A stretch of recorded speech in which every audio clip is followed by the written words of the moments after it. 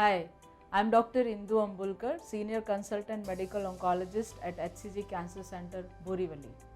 Hello, myself Dr. Nitin Byas, Medical Oncologist at HCG Cancer Centre, Borivali, Mumbai. Today we are here to discuss about some myths related to medical oncology and chemotherapy. So we'll start with the questions which are usually asked by our cancer patients. So first question is chemotherapy painful? So Dr. Nitin, what do you say about it? So that is the myth. Chemotherapy is not painful. There are different methods of administering chemotherapy. The most common method is giving through the IV cannula with the help of the IV syringe.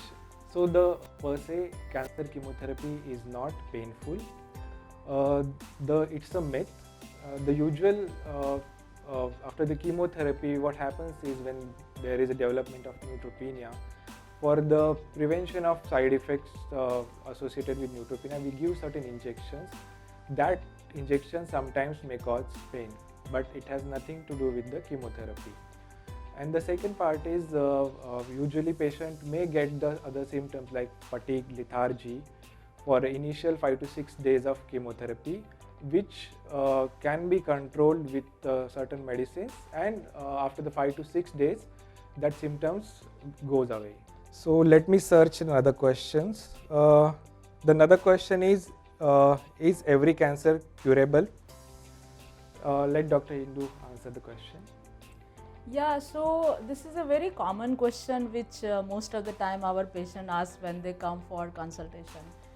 I have to say that it depends on various factors, and the most important factor is the stage of the disease. Most of the cancers are curable in early stage.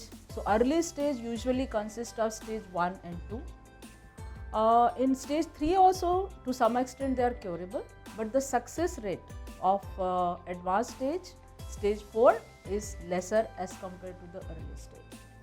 Another important thing to understand is if the cancer is treated by the expert oncologist as well as under care of the dedicated cancer center, most of the cancers are treated properly.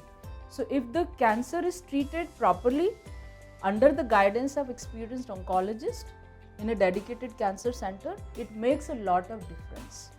So this is what is another important thing our people have to understand. So the another question I will ask Dr. Indoo. Can targeted therapy be used in every cancer? This is a very important question, and this is the question most of our cancer patients keep asking in our clinic, because targeted therapy is a newer form of treatment. I must tell you that targeted therapy basically is used in cancer patients who have some targetable mutation, which we do it in the form of genomic testing. Many times we do it on the basis of certain other markers, like we call it as biomarkers for certain cancers, for example HER2 receptor in breast cancer, then CD20 receptor in non-Hodgkin's lymphoma.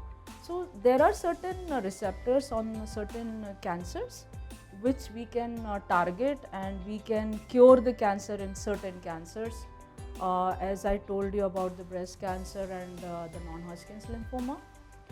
Many times we use targeted therapy in advanced stage of cancer.